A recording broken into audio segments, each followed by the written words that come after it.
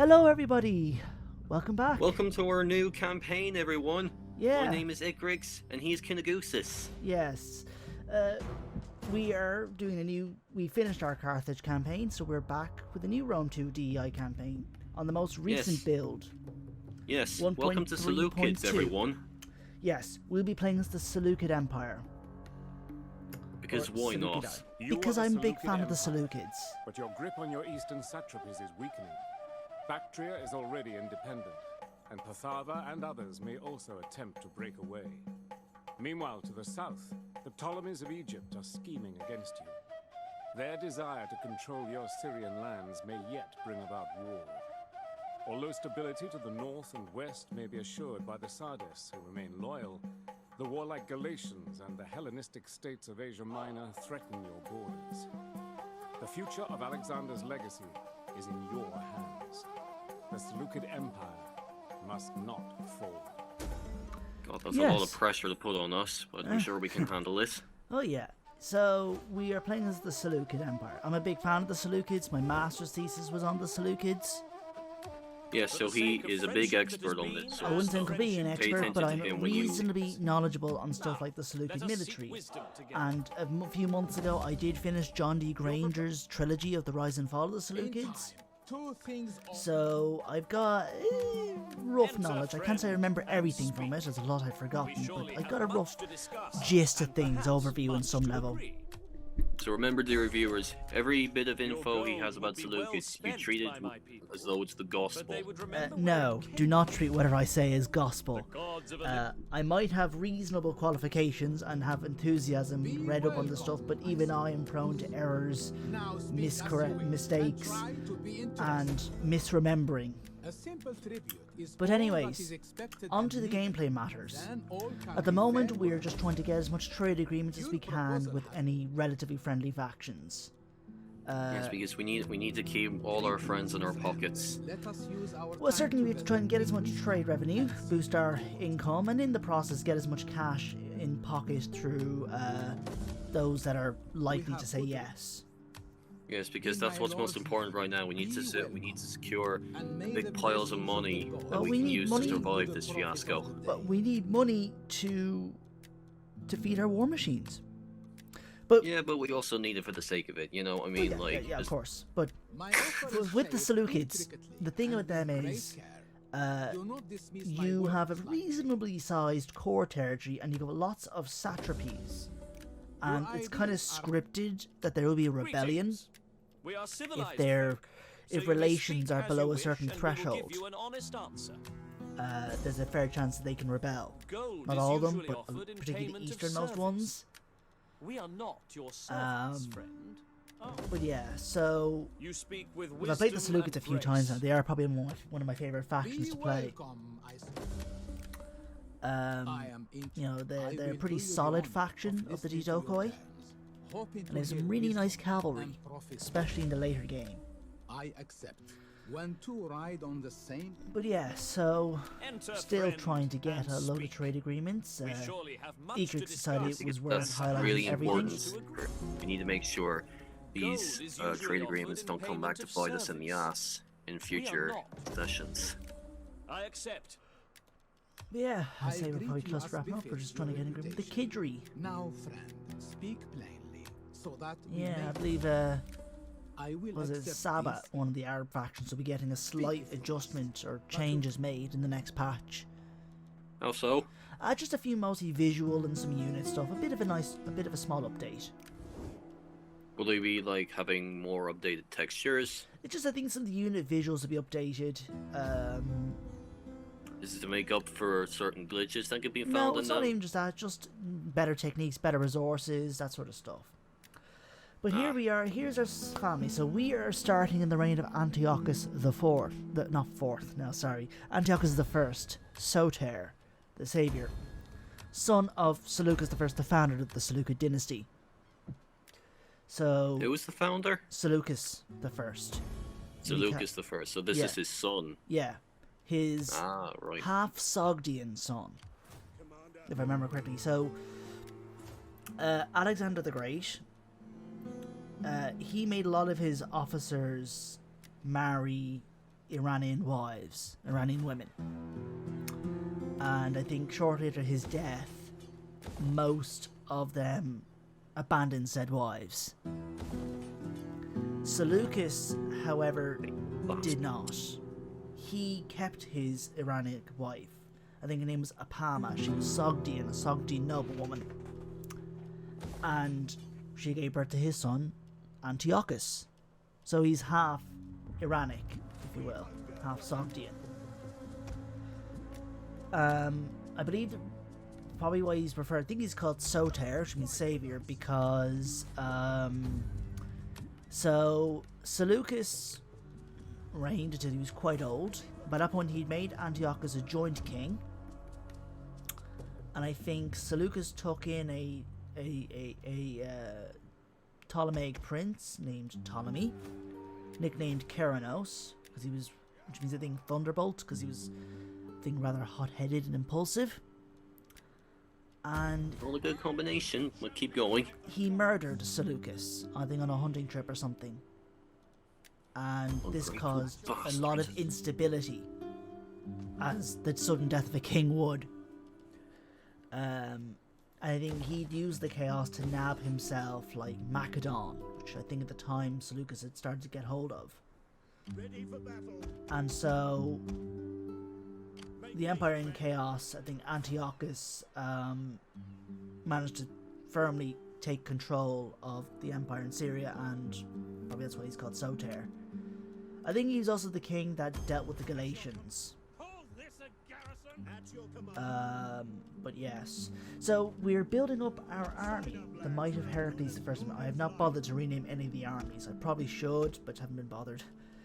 But yeah, so we're relying primarily on our Chalcaspides or bronze shield pikes, because that's all we have access to at the moment. What are these guys like? They're reasonably solid. The Seleucids only have 2 pike units. The Chalcaspides, or bronze shields, and the Agoraspides, or silver shields. Okay. Silver shields are really, really good, especially for a population class 2 pike unit. And the Chalcaspides are pretty solid. I would say it's an interesting. I find it interesting the fact that the Seleucids get the bronze shields from the get-go, because historically that wasn't until much later. Really? When did they start getting them? Might have been between the reign of Antiochus III and the Fourth. There were a few kings in between those two. Oh, so not quite for not for a quite good long time, basically. Yeah. So here we have the Ptolemies trying to attack our satrapy Lydia, and we join in that war. So we're fighting the Ptolemies now. That you listen with Those equal bastards. Well, the Ptolemies are a big rival here. All the same. Like historically, Bastards. the Ptolemies and Seleucids were pretty major rivals, and they fought a good few wars, which were all called Syrian wars. How did it all start exactly? The wars? Yeah. Well, a lot of it simply because, so you see that region down Greetings, south my of primary Syria, Syria proper, that We little are- strip that's mostly Ptolemaic control at the moment. That's a region called Coele Syria, and that was a kind of desired place for both the Ptolemies and the Seleucids. They often fought each other over that. What was so special about the region? I can't say, I think other than just probably it may have been reasonably wealthy, and also just you want more land, and they're already going to be rivals anyways, because Okay. So it's mainly just petty stuff. kind of just, basically. I think a part of just the general rivalry between the states, because they were both successor kingdoms of Alexander the Great. I suppose. I mean, like, a bit of jealousy can go into it as well, honestly. It's jealousy, it's just, you know, I guess just it's geopolitical rivalry. Yeah. They both wanted land, Yeah, certain that land. seems like a more sophisticated way of putting it, actually. Yeah.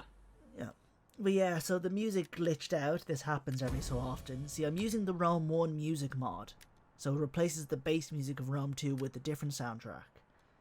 Yeah, so just dear viewers, be aware that this could happen an awful lot, honestly. Yeah, and I think just For this campaign is... some reason, this campaign can be a little bit glitchy on the UI and music side. For some reason, we don't exactly know Some why of that it can just is. be engine problems. Some of it's also just I'm using quite a lot of mods in this campaign.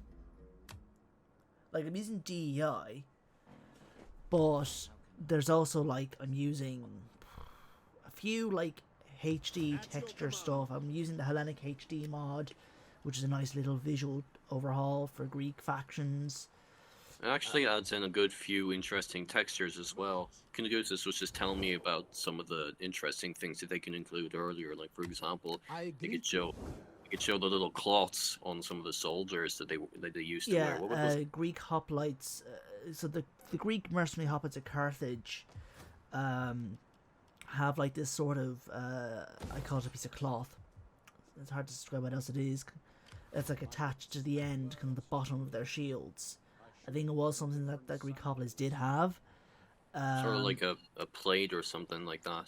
It's just a piece of, it's a piece of cloth kind of attached to the bottom of the shield. It may have helped just catching some missiles and stuff, I think. It's just a little visual stuff like that. Just nice looking textures, but yeah.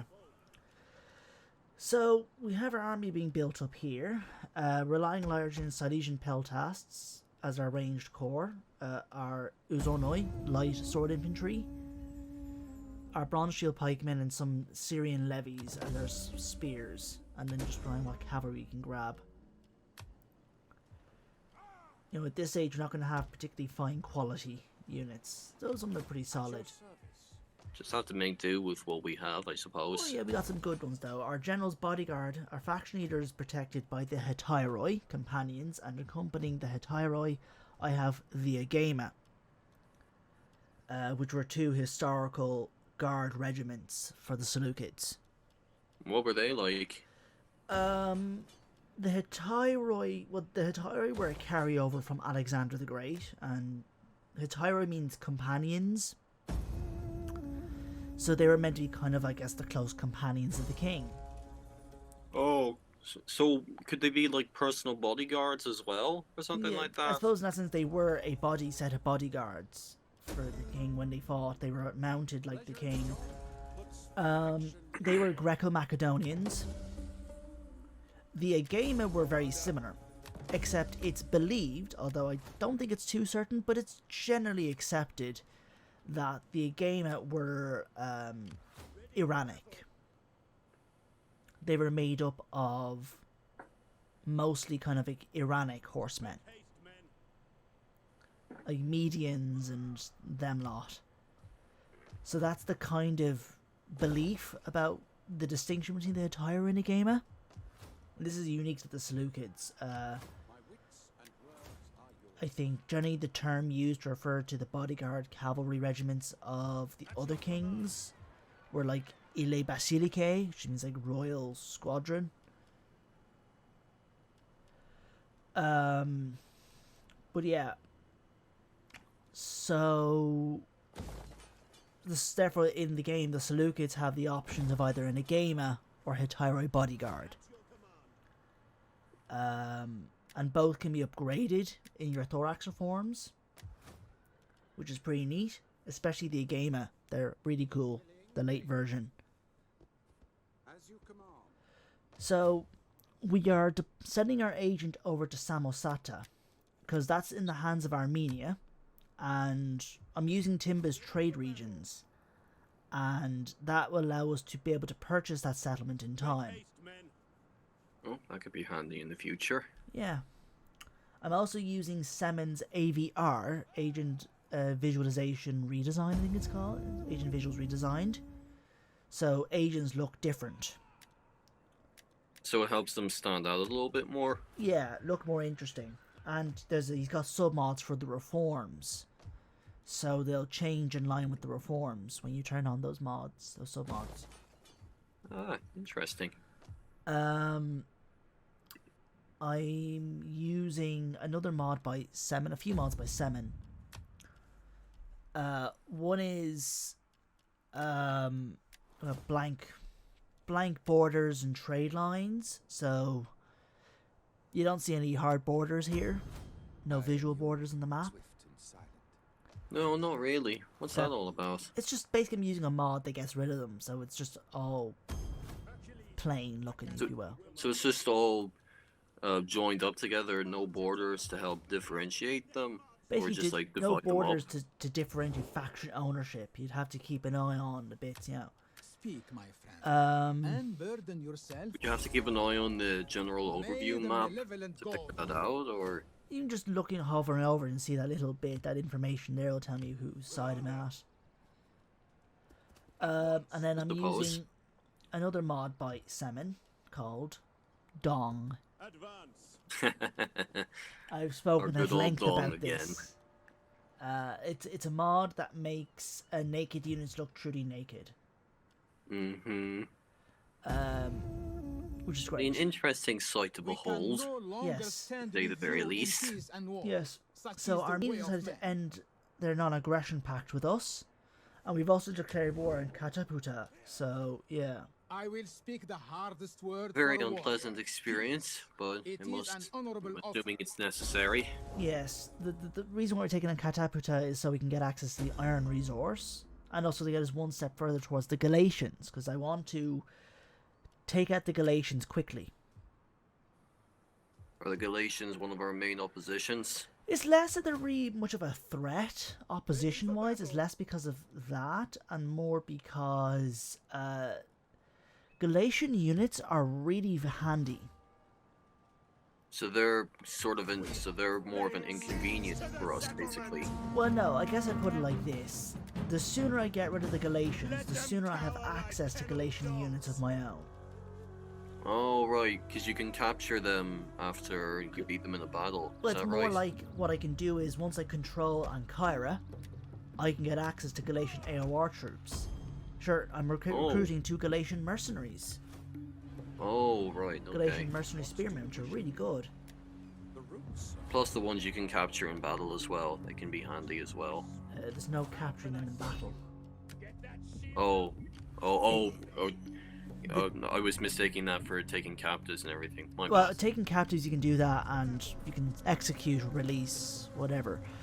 But in this case, the settlement of Ankara has area of recruitment units attached to it, which are Galatian. And that's what I'm talking about.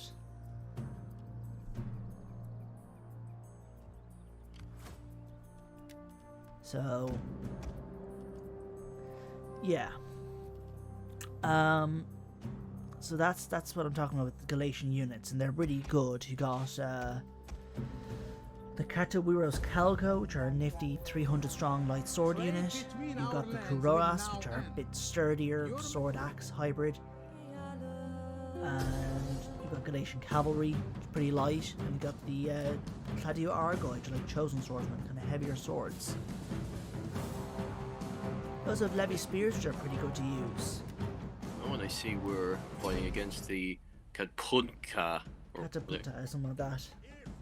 Yes. What are these guys like? They're an Eastern Persian-y faction. So they're sallying out to attack us. Of course, this is kind of what I want.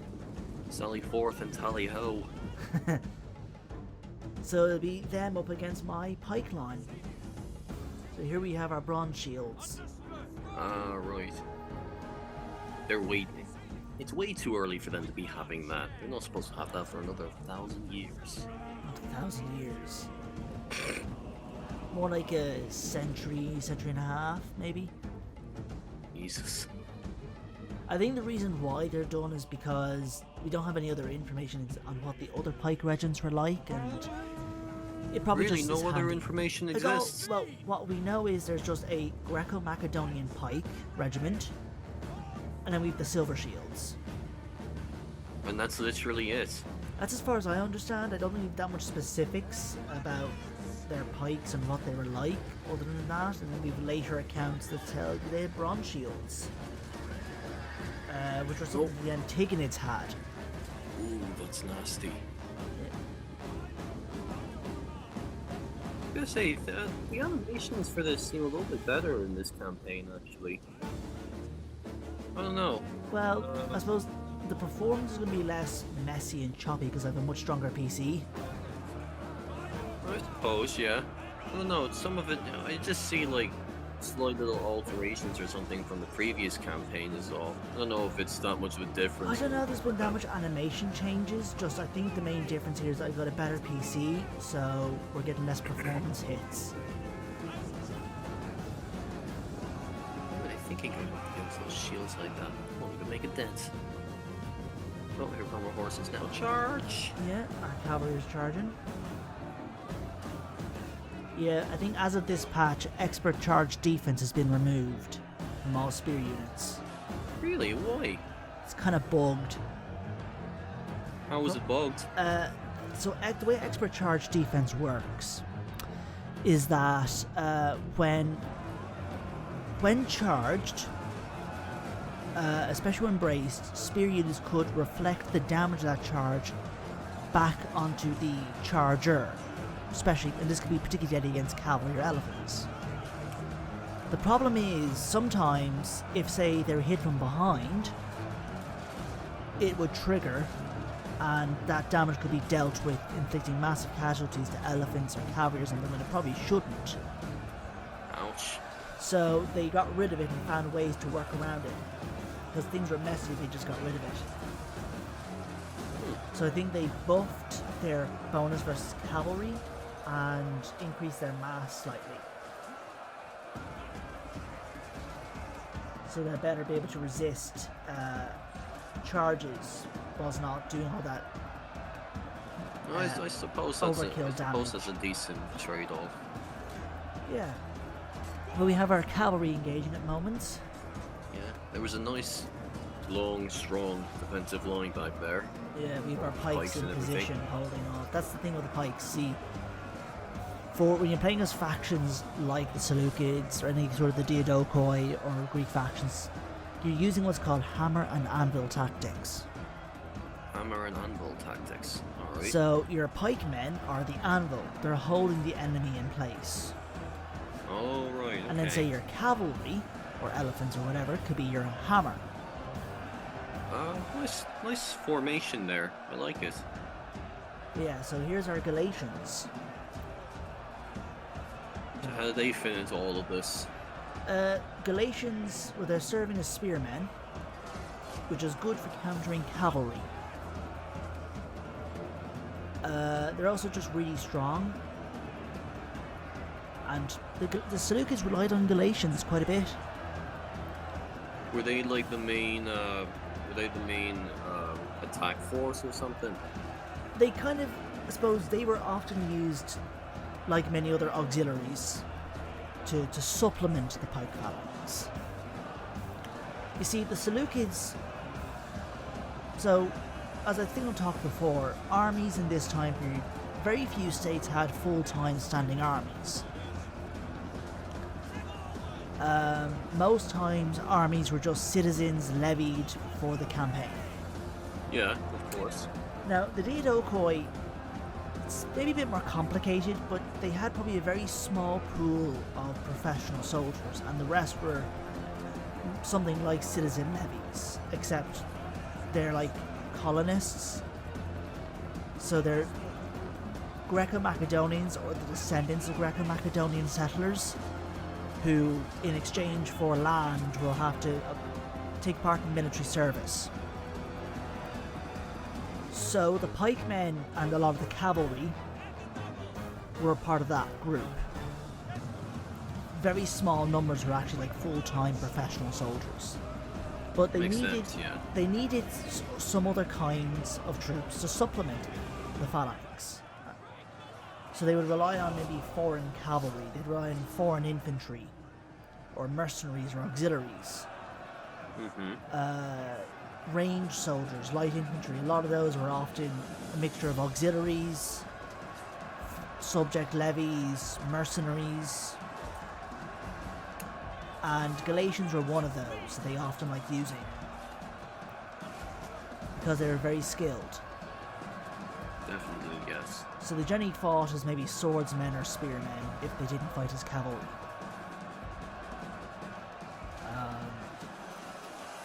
might have even used as bodyguards.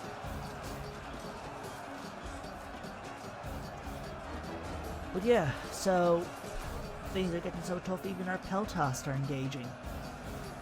Silesian Peltasts are not the best at melee, but they do okay enough. Especially as a cheap alternative to our regular Peltasts. Yeah, you deal with the hand you're dealt, I suppose. Yeah. And I think it's our entire way moving around. I think the idea is about to have them rear charges, my guess. Get them from the rear. Those guys swordsmen are falling back. Yeah, the Uzonoi are not very good. Why not? They're just simple, cheap, light swordsmen. But in my Thoreos reforms, they do become Thoreos swords, which are much handier.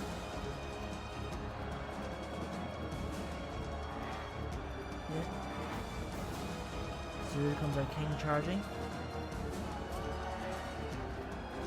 Comes the big man in charge. They're scattering out now. Yeah. So our other cavalry is taking out their ranged troops. I think that's our Agama there.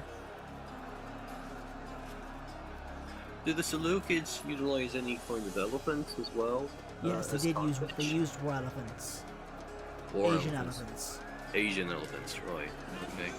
I think it was Seleucus the first. One of the notable things he did is he apparently made an agreement with Chandragupta Maurya, the Mauryan Empire of India, where in exchange for certain marriage-related agreements, he would have been given a few hundred war elephants. Alright then. And sure, yeah, so elephants were a big part of the Seleucid military. I think to the point... Even more so than Carthage? Yeah, you could say that. Well, Carthage used elephants a fair bit, but I think the Seleucids were really known for their war elephants. Yeah, it was like one of their signature... bonds, basically. Yeah, sure, I believe, I don't remember who it was who said this. I think it was the Seleucus. He said, this guy, he might have been, again, Antigonus? Don't know. I need to check, Demetrius, I'd have to double check who it was that said this, but I think he would refer to Seleucus as like the Elephant King, or Elephant Lord. I think the word was Elephantarchos. I think because of the fondness for elephants. That's where I think there's a book called Land of the Elephant Kings. I haven't read the book, but I know there's that book, and Seleucid Elephant Corps was pretty solid. Certainly, the Battle of Raphia they did quite well, even though the Seleucids lost the battle. They I mean, like, even though they lost, they still did it. Well, let's say it was those damage. elephants versus the Ptolemaic elephants, and the Seleucid elephants won. Because the Ptolemies were using African elephants. Ah, right. Okay. Which I think were a little bit afraid of the Indian elephant. Because the Indian elephants were bigger and a bit more aggressive, I believe. That was like Antiochus III. It was early in his reign, actually. It was against Ptolemy the Sixth, if I recall correctly. So yeah, There's a brawl there. Oh, horses running for the hills. After. So the Seleucids use elephants, but they also use scythe chariots. Oh yeah, you were looking forward to the scythe chariots in this campaign, weren't you? Yes, because they're a lot of fun to use. Of course they are. Yeah. So yeah. I have a slight disruption there. But yeah, so the battle's going pretty well. I think we're starting to win it slowly. It's certainly Slow and quite steady a rough wins. Slow slog. and steady wins the battle. Indeed. Our pikes are still in that wall-like formation. Pretty impressive. Phalanx. Or phalanx, yeah. It's got a phalanx. Oh, that's the name of the formation, the phalanx. Yeah, it's called that's what they call the formation, like a hoplite phalanx, except this is a pike Oh phalanx. yeah, right. It's a pretty impressive phalanx there. Yeah. Yeah, that's the one. It's a hold. Job is a hold. No, I know. I'm just saying, like it's Yeah, an yeah. impressive. It's an impressive wall they built for themselves. Yeah, with those long sarissai. The sarissa was the pike. Yeah, I figured that's what you meant. Yeah, Philip II of Macedon developed the pike phalanx. He's the father to Alexander the Great. He made a pretty damn good formation. I'll give him that much. Well, yeah, though he might have been inspired by Hippocrates, who might have been inspired by the Thracians. Inspiration followed by inspiration. Yes, and I think that's the sign the battle is won. We're on to the routing phase. Well, they're running for the hills now. Scared shitless. And we'll be slaughtering them. Seems a bit excessive, but whatever. Well, I think that's how battles were historically. The bulk of the Did you see that guy casualties. just standing in midair like that? Yeah, I'd say he was probably on a horse.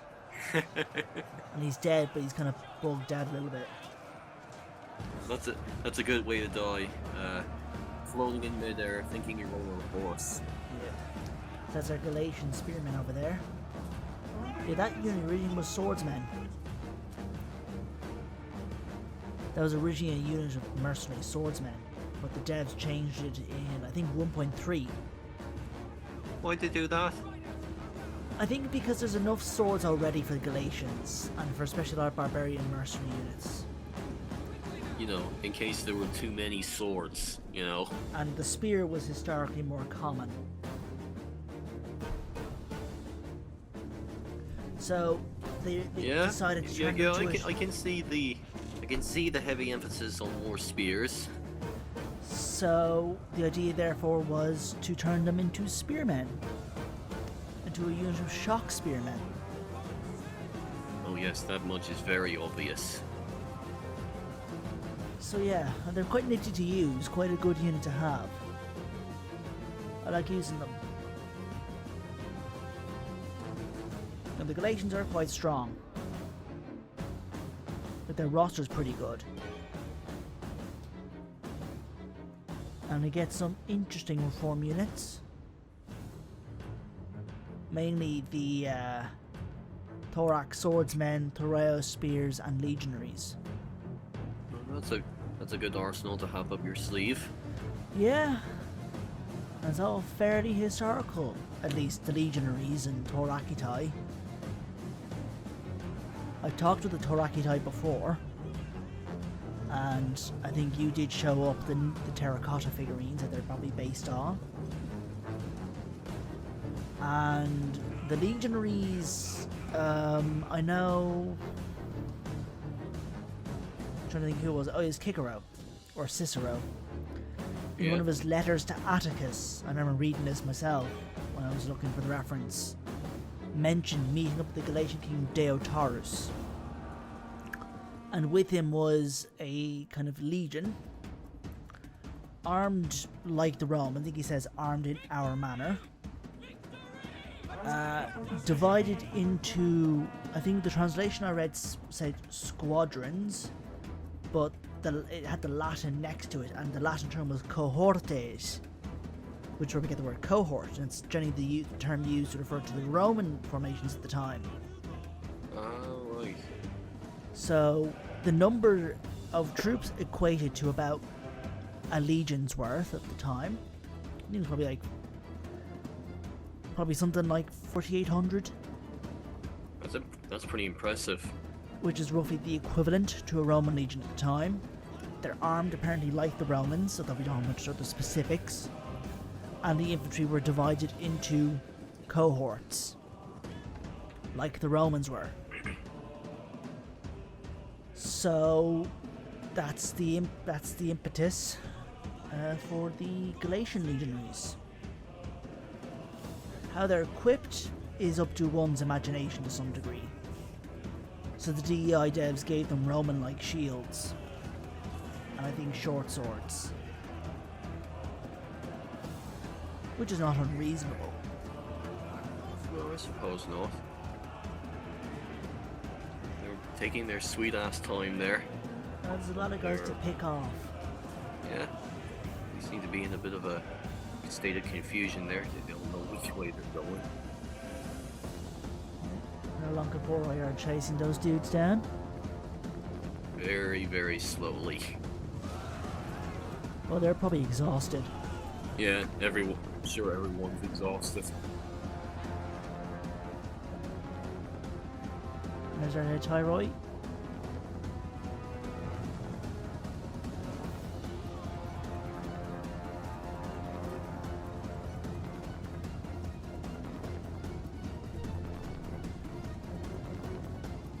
Still making a go for it. Oh yeah, indeed. Yeah, so we've got an extra long video for the viewers for this part. Yes. Decided that, like, seeing as how it's our first video in a new campaign, we thought we might as well celebrate that with an extra long second season premiere, let's just say. Yes, I'm going to put it that way. So that's kind of what they do, and that's kind of what they do for TV shows over in America. Actually, sometimes second season premiere episodes can be a little bit longer than usual, just to mark the occasion. So that's my fun little way of describing this extra long video. Yes. And yeah, we had that little UI glitch. So yeah, and I enslaved the captives to boost my economy going. Sure, why not? And then I just auto-resolved this battle. This is not worth fighting.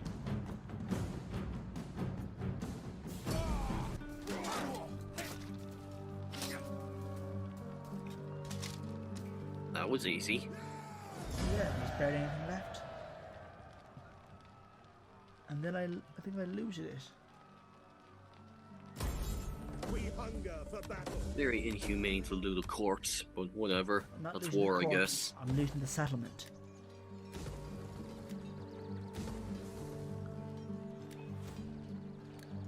At least I turn off the taxes for the time being.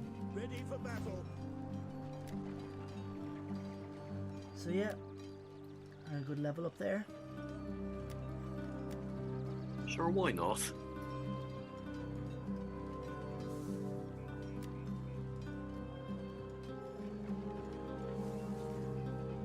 You see, we keep up with our military logistics. Yeah. So yeah, we can get some Cappadocian Lancers and Anatolian War Dogs in this region if we wanted. Were they any good? Cappadocian Lancers would be, I haven't really bothered them. The War Dogs are also kind of neat, but I just haven't bothered with War Dogs in the past few years. Not worth the time or effort. They're good, I just haven't found a way to really make much use for them, personally. I like using them sometimes, it can be handy in a pinch to just have an extra layer of defense. I know some of the devs hate them. Really, they actually hate them? Yeah, I think they're just seen as kind of very dumb, silly. Just like a last minute addition. And also maybe just kind of broken. I don't know, maybe they could fix them up in a patch. I don't know, the thing is, a lot of the times these are problems with the game's engine fundamentally, and there's little they can do with that. Oh, right, okay. I guess even the concept might be a little silly.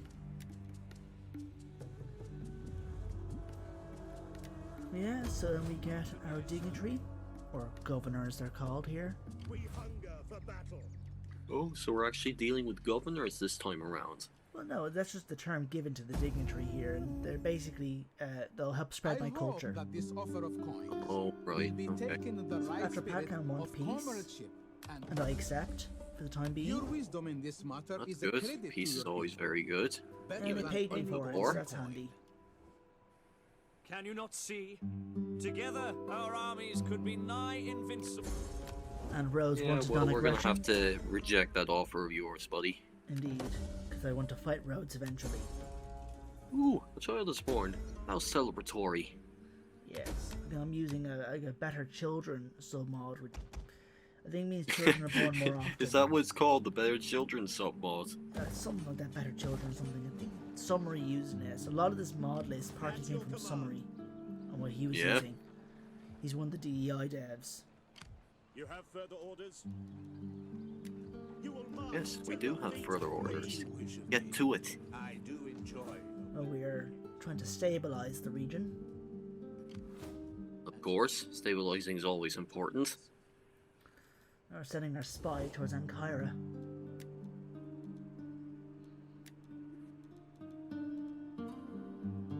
Koinon Galator. I greet you as befits your...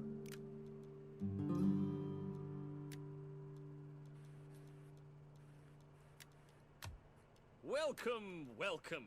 And I In see a we're spirit of entering Olympian a trade hospitality, agreement with I welcome you Kontos. Pontus. My people do not like luxury, but money is needed. Pontos or I- Pontus. Ah, Yeah, they would fight Rome in the Be welcome, and Kind of may first Hermes century? bless your words with appropriate BC? speed. how'd that turn I out for have them? other business. well, they lost. Yes, it's very nice gold. It was a thing but in the reign of portents Mithridates indicate the that we should sixth, never- if my memory is correct. The gods of Olympus Oh, rejoice when men show such Um, good sense.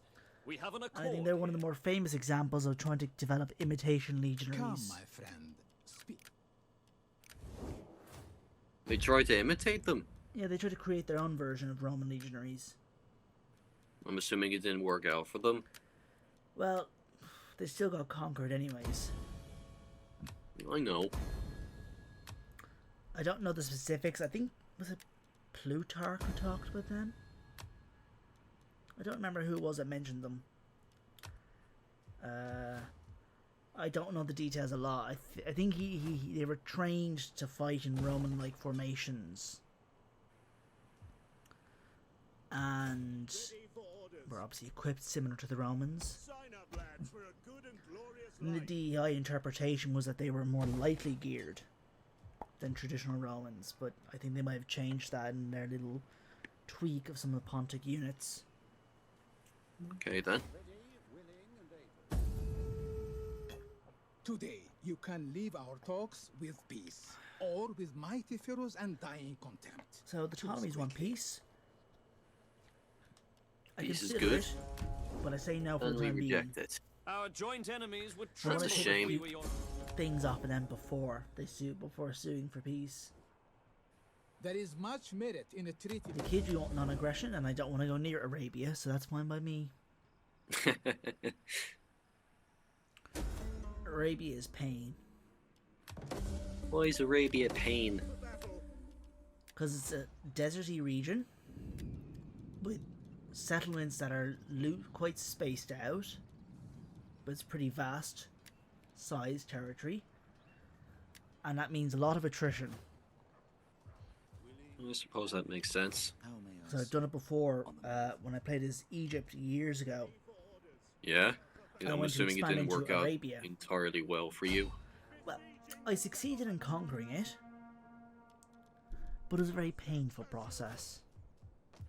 A long and arduous process, not worth the effort. Kind of, yeah. I think I'd only see as remotely worth the effort, maybe, for Rome, because you get Arabian auxiliaries. I want hourly patrol. So I'm assuming it didn't really provide you with any benefits or You anything got like benefits. This was some decent territory stuff. Like, you get trained slave resource from one of the territories there, and But you just, only get that in Odessa, or... just not entirely worth it, I suppose. I wouldn't see it as entirely worth the effort unless I came in really prepared and able to deal with some of the problems, but yeah.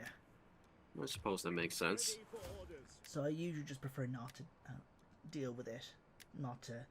So I wonder what I have to deal with something a bit now, because where I'm at currently in the campaign, Ptolemies control a good chunk of Arabia.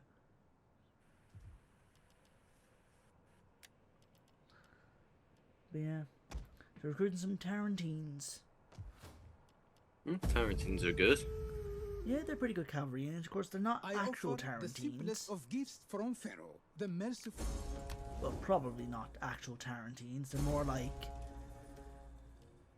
men who fight in the Tarentine style. Because that is something to be aware of. Sometimes the designated units are not actually a part of that ethnicity. They're more just fighting in the style of that ethnicity. Just pure imitation, basically. Kind of, like, Cretan archers were probably not always from Crete. No. No, they were probably also just people who fought in the Cretan style. At least, that's likely some degree the idea. It's all very complicated, especially when we deal with the Neo-Cretans, and we have no idea what the Neo-Cretans were like. Well, it's probably an exaggeration. Neo-Cretans are mentioned in the sources. I think they're mentioned at Raphia, but I don't think it's known exactly what function they had. There's been a few different debates and ideas. I think one such idea is that they were non-Cretans fighting in a Cretan style. So they were archers, they just, you know... Speak wisely, if speak you. Peace. So I'll try to sue for peace here. Is that a woman's weeping that I hear? Hope it works out. Bleating for mercy. It doesn't. Pharaoh, That's a the shame. sword of Egypt, Oh well, not a will big not deal. be satisfied. And So, one idea is that they are non-Cretans fighting in a Cretan style. Another is, I think, they could be Cretans fighting more like melee, more like melee infantry. There's no way to know for sure, though. No, because there's no specific information given by the account. I think it's just, oh, Cretans and Neo-Cretans. I think that's all that's said at, like, Raphia. So the Battle of Raphia was attested in Polybius. And I've read the account at Raphia, so I do remember. I think Neo-Cretans are mentioned. I remember trying to I found one article that talked about it, and it was just summarizing the debate about what the distinction might have been for Cretans and Neo-Cretans. Because when I was doing a military module for my masters, I had to pick the topic for the week. So it was like Hellenistic militaries. And I was trying to go, okay, what will I go and look at? And I found, the Battle of Raphia. I think I'd heard about the Battle of Raphia, but didn't know much about it.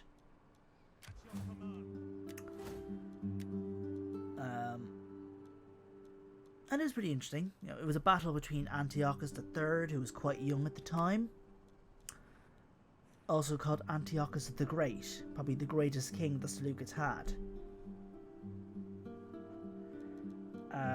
and I think Ptolemy VI. And I think Antiochus, he was outnumbered, or at least his pikes were outnumbered.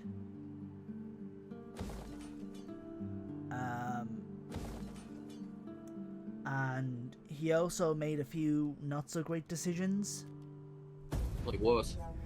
I think what happened was his cavalry regiment let us debate this matter like civilized men. went up against, I think the cavalry on his side, I think were on the right, went up against enemy cavalry, and I don't know if Ptolemy was amongst them. One sacrifice is needed But on the altar of our goodwill. what I happened speak of was gold, of course. the Ptolemaic cavalry fled after losing the clash, and Antiochus continued the chase. Basically, he Not continued exactly chasing after a them. dignified way to go, but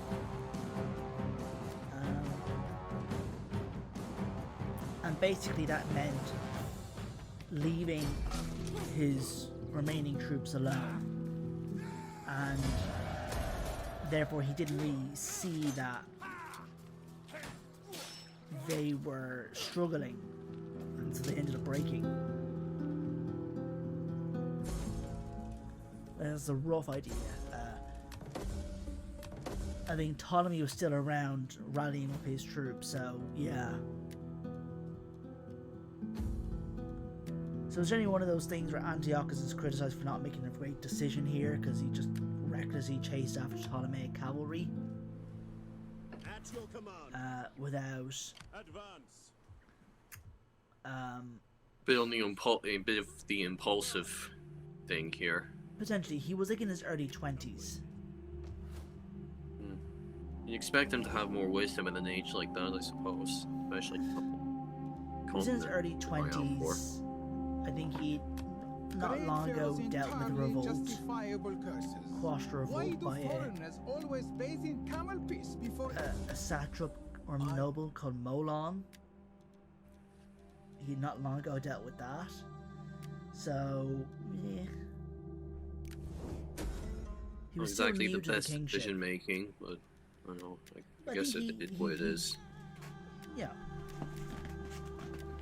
He lost the battle and that Syrian war, but I think he managed to get off quite lightly. Yeah. I think the terms of the terms after the war were pretty generous, or at least not as harsh as they could have been. And We got damn lucky, basically. yeah, I think Ptolemy had a lot of problems he had to contend with. Sure as hell didn't make it easy for himself. No, I think Ptolemy had a lot of even revolts he had to deal with. Jeez. I think there was I think shortly after that there was a revolt by the Egyptian subjects of the Ptolemies. See, one of the things that Ptolemy did in Raphia was that they actually trained up a lot of their Egyptian subjects into the phalanx. Which is kind of chalked as a possible reason for at least making the revolt so problematic, because I meant my honorable they had master experience would in have me being in the talk? phalanx. Not exactly a fan, were they? Do not look I think for an answer to not my really. I don't words think they at were the too bottom of fond of one their cup. Greek overlords. Sure, I wonder. Jeez, I wonder why.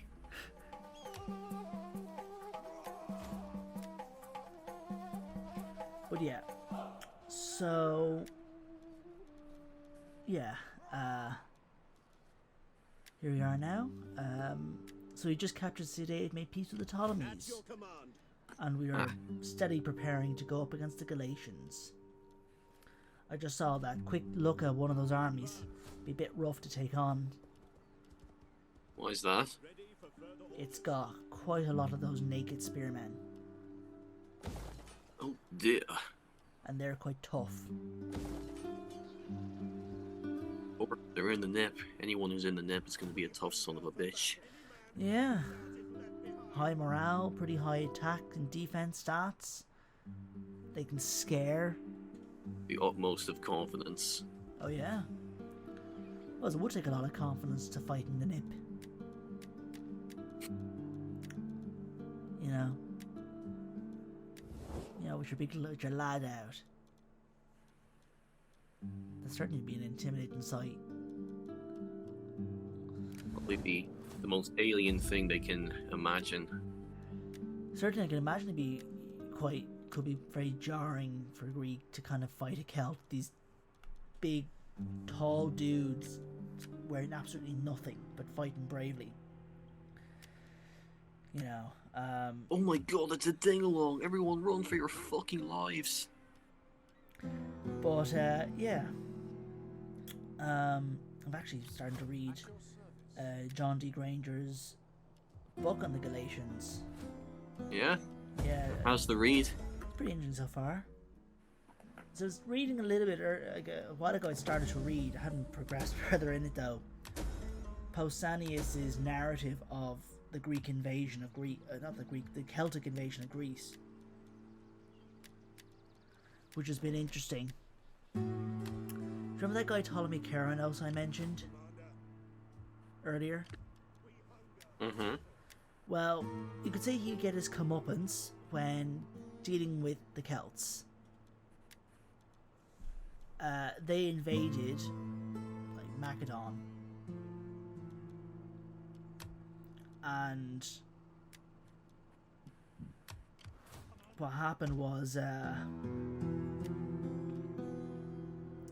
what was it? Yeah, they invaded Macedon. I think he went to take them on in this one particular battle. Ready for battle. But I think he was outnumbered, and because he was rather impulsive, he just took them on anyways. Good fighters. And I think he lost, Not the best idea. got captured, and was killed. Ouch. and they cut his head off. Jesus. And I think because headhunting was a bit of a thing for Celts. Really? Headhunting? That's the term for it, you could say. They like to take the heads of their enemies. That's one fucking way to put it. I think it's because it kind of had religious purposes for them. Religious purposes? I think to them the head was kind of where the soul was or something. I don't remember the specifics, but it's what I've heard. It was kind of a part of, to them, part of sort of like a religious ritual. In some level. Really? They didn't think it was like in the heart or the chest or anything like that? I think the head was kind of significant for the soul. At least that's my understanding. I think it's generally thought to have been some sort of religious practice of sorts. That's my understanding. I need to look into it more, to be honest. But they were kind of known. I think it was something that apparently Greek romance would talk about, that their tendency to take heads. Your next move is simple. You take this. No, I don't think so, but thanks for the offer anyway. Yes. Oh damn, right in the capital. Whatever will we do? Just crush it. That's what I often do. Most logical answer. Yeah. Ready for battle. Yeah, so just building up. And letting the army replenish before I take on the Galatians. Like another 2 or 3 turns. How can I assist you? I revel. I was going to try and level up my spy at least.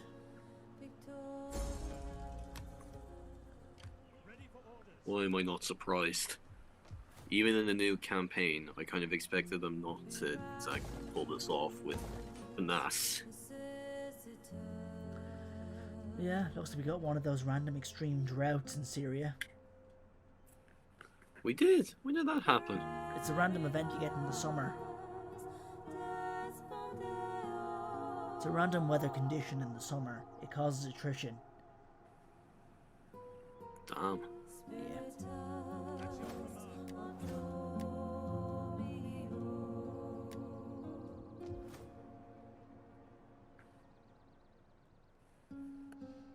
Our growth seems to be in a stable condition, to say the least. Yeah, we got decent population growth. Our food isn't the best. But trying. See, I suppose I'm building the cattle ranch buildings, which don't provide a lot of food, but they provide a lot of money. It's something at the very least. Yeah. So it's that, and I don't have very many coastal settlements to generate fish. Which is a very handy resource, which is a good source for food.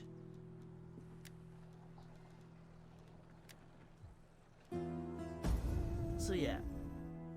Glory, wealth, and a place in the histories. So All sorry, of these you will want be my ours impression? when we are you. No thanks, but thanks for the offer. Oh, of course a hidden agent was exposed. Sure, when is it never? And now we have Samosata, What's Samosata? that territory in Syria. Oh, right, yeah, We okay. bought it off of Armenia. I think this is where the poet Lucian was from. Really? I think Lucian of Samosata. He was a Roman poet. Swift. I remember reading his poem A True Story, which was not a true story. It was a satirical poem about kind of ethnographic work, especially by people who never went into the regions they're writing about. He in Was particular it ever any good? it was a pretty funny read. It was pretty funny. He took jabs at Ctesias and Cnidos. Ctesias was a Greek physician in the court of Artaxerxes the second, third. Hades be praised. Spreading a Persian king called Artaxerxes, and he wrote 2 works of note. One was the Persica, which is kind of about Persian history, and the other is called the Indica, kind of ethnographic work about India, or what he understood to be India. The thing is, though, Ctesias never set foot in India. Really? Nope, he never set foot there. And that was one of the things Lucian kind of had a jab at him about. You know, precisely saying, talking about like different people who write these ethnographic stuff, you know, and he's like, talking about being liars or whatever, and then he's like, and especially Ctesias of Cnidus, who wrote about India despite having never set foot in there. That's how I first heard of Ctesias. I was like, I actually really want to read his work in India then. And sure, the next week we were covering that. But yeah, it was interesting. So the thing with the Indica though is, it doesn't survive. It doesn't? Nope. We don't have a copy of it anywhere.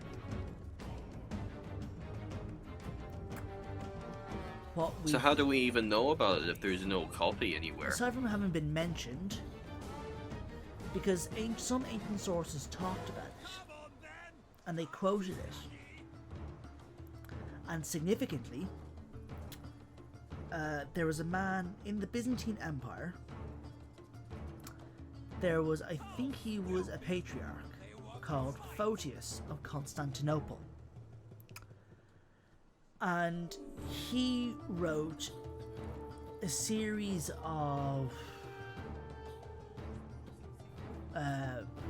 called letters or whatever to his brother, where he tended to summarize, provided a summary of various ancient works.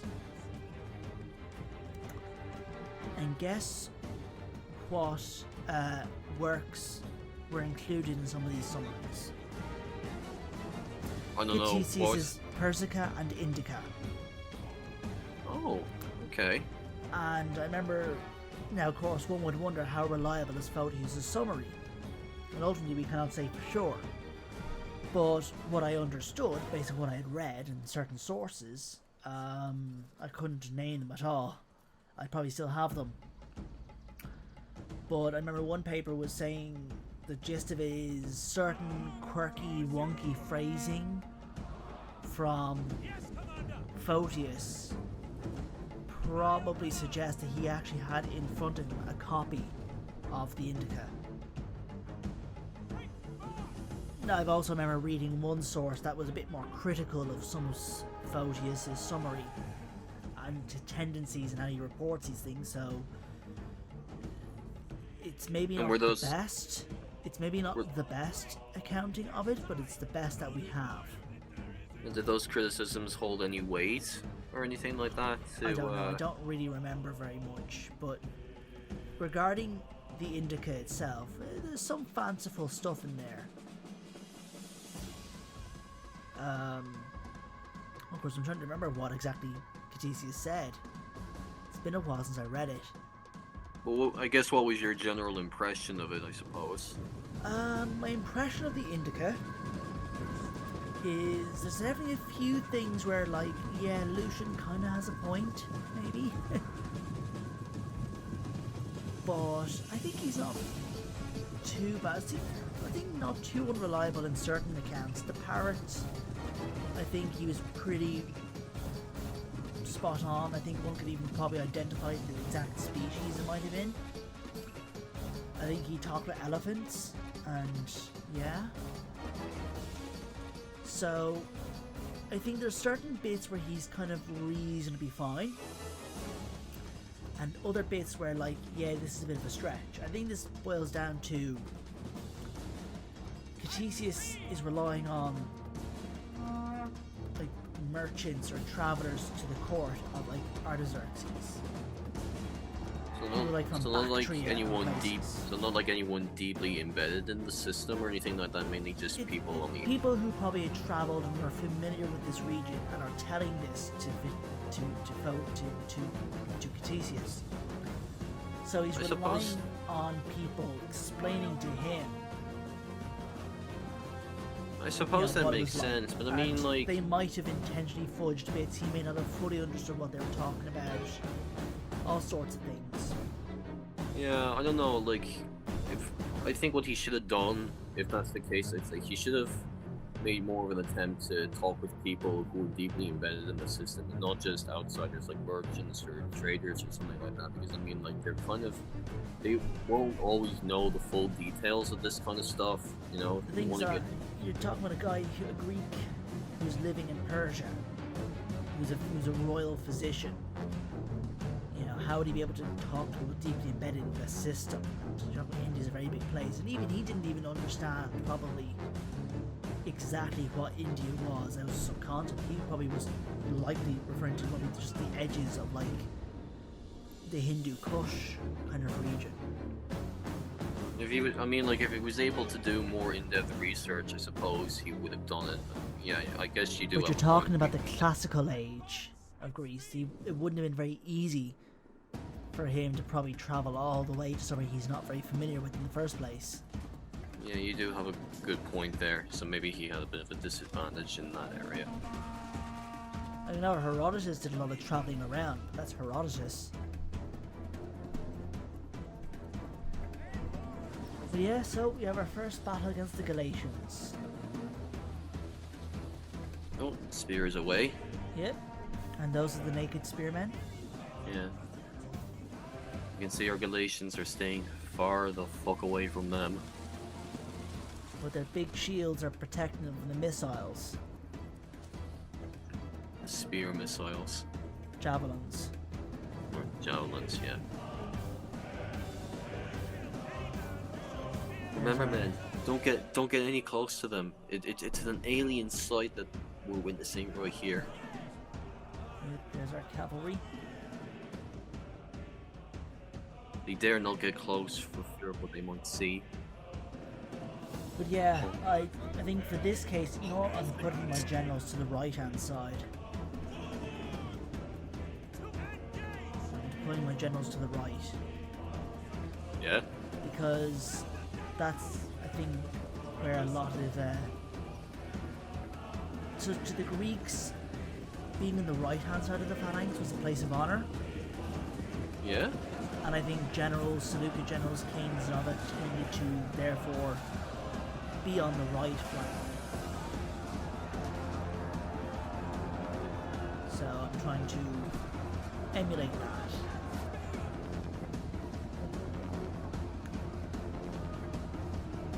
Yeah, so we're beating our assault.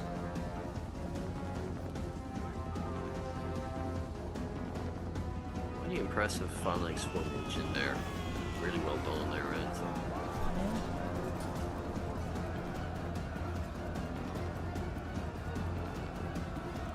Yeah, so our Galatians are fighting with the enemy Galatians.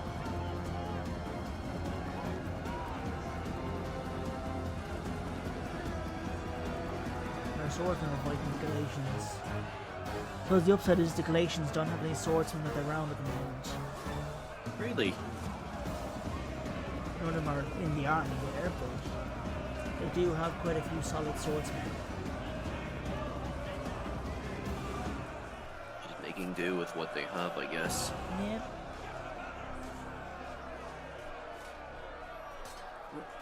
Little brawl there. Yeah.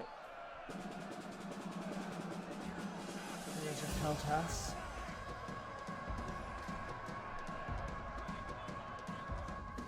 And it looks like some of them are quite literally Peltas, because they do have Peltai. Why, of course. Yeah, our pikes are fighting. Oh, some of these guys are gonna need a lot of showers on their end.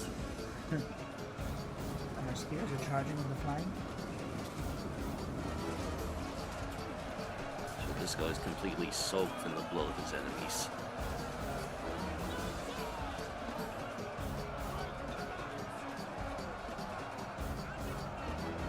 sure they're basking in the glory of it as we speak. Oh, this guy is completely impaled in all those javelins and pikes there. Yep. It's a right old bloodbath. Yeah. They're still going at it though, so Oh, yeah. gotta give them credit. Indeed.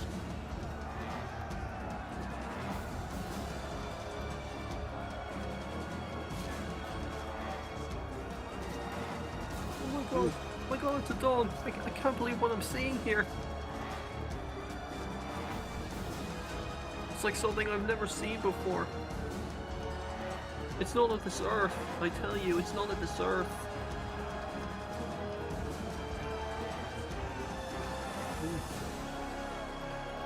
Them kill animations though. They're a little bit better, I suppose. It would be awesome if I had elephants and I could truly call them as the Battle of the Elephants. You think you might be able to get elephants further down the line? Oh yeah, I definitely will. It's just it's going to take a bit of time to see. I need to get Antioch up to like level 3 to get access to the Syrian elephants. And I need the tech to get it to that level. That's what I'm kind of rushing towards.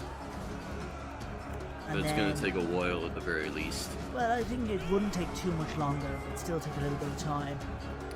And then the other thing is, to get the Indian elephant units, I need to research the relevant tech to get my kind of cavalry barracks up to the next level to get the Indian elephants. So it'll take a little bit of time before I can get access to them. Sure, it may take a while, but I'm sure it'll be worth it in the end. Oh yeah, definitely. And I'll get them shortly. It just takes a bit of time. But yeah, it'd be nice when we get them. As a Oh big yeah, patch. definitely. It'd be a huge advantage. Oh, yeah, and the Right, that Syrian much. elephants look really good. They got a nice visual touch up by submarine. Yeah? Yeah.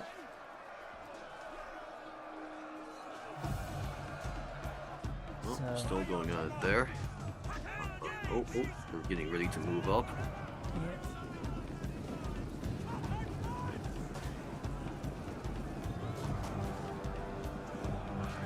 Oh, here we go. But yeah, so the reason I'm talking about the Battle of the Elephants is because, although we don't have the details of it, I think it's been mentioned that when the Seleucids are fighting the Galatians, they beat them at a battle where the war elephants played a big role in that. So it's generally called the Battle of the Elephants.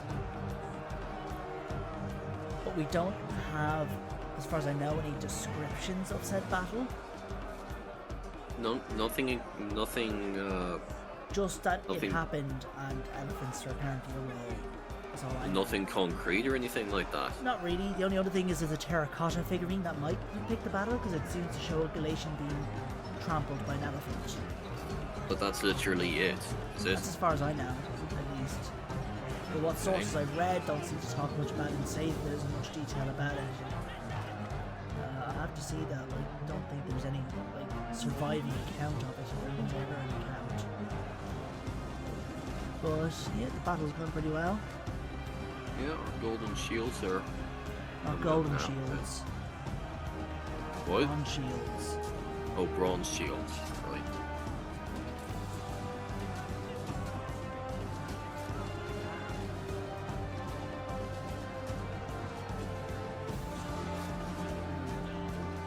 There is, I think, some versions of, I think, Polybius's narrative of Polybius' accounts mention golden shields. Kind of. I think it's complicated. I think it depends on what version of Polybius you read. I know gold shields are kind of mentioned at the Daphne Parade, but they weren't an actual regiment. No regiment at all, honestly. There was no such thing as a Seleucid Golden Shields regiment. I think it was kind of an inference based on some patchy information from Polybius's histories. Book 30, Daphne Parade. Because he mentions the bronze shield, he mentions the silver shields. It's a bit, again, I don't know, I think the only thing there ever was of gold shields was like, in like the 3rd century CE, the Romans. Other than that, there wasn't any actual golden shields regiment in the Seleucids. So, like, evidence for the existence of any of these kind of shields is a bit on the flimsy side, to say the least.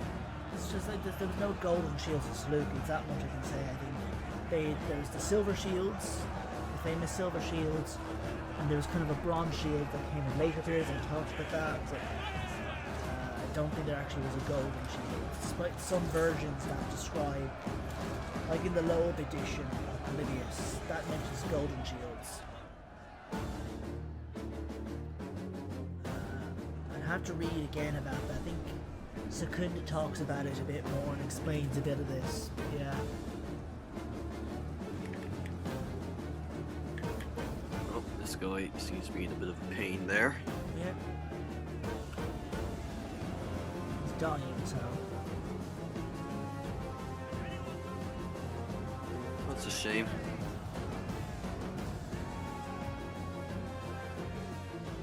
I think we're in the drowning phase now. Yeah, we are.